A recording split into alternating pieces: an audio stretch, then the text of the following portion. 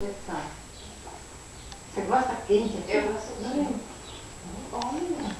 Tá quente. Chegar lá, tira, estava mais baixo do que lá na farmácia, né? Aí depois o governador da minha mandou que estava de repouso.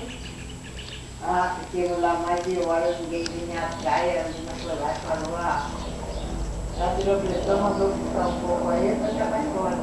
Vai, ninguém liga para nada, ninguém quer ficar embora.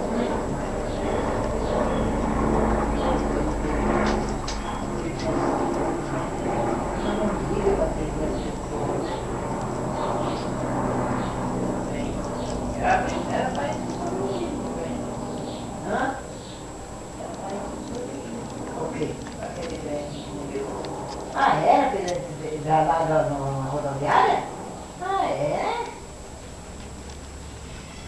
Acho que ele era primo também dele. O mais velho ou o mais novo? Tem que mandar depois, Ah, o Paulo tinha que mandar. É, foi um alvoroço com aquilo, né? Família quer punir ele, né? Mas quer. Acho que a mãe dele era irmã da mãe dele. É?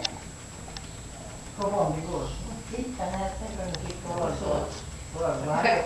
Não fiz tanto açúcar, não fica doce, né? Mas já no começo eu pus 5 colheres cheias, depois pus mais um pouco. Depois, a hora que eu estava O abrindo... sal das. O sal foi parecendo? Não, falei, o sal que deixa ele ficar doce, né? Assim, tem que equilibrar, né? É, então pus um pouquinho de sal, mais açúcar, eu solvei bastante. Falei, mas é assim. Sal.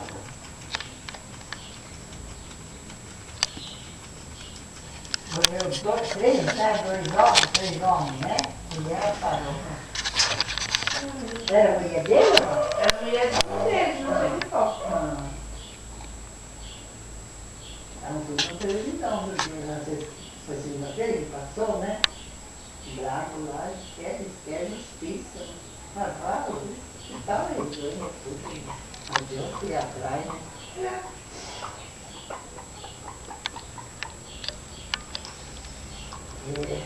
Eu fazia para São Caio, ficar 4 horas fora de sério, não? Foi no Mandaram de volta do mesmo jeito. Mandaram de volta, depois ia ir para Arara. Ela foi ainda particular, né? A empresa É? que arrumou lá particular. Não é, meu Deus.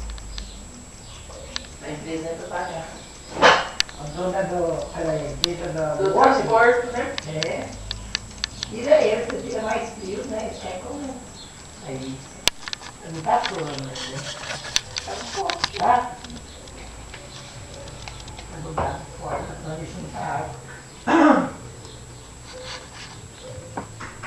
Quer que faz café?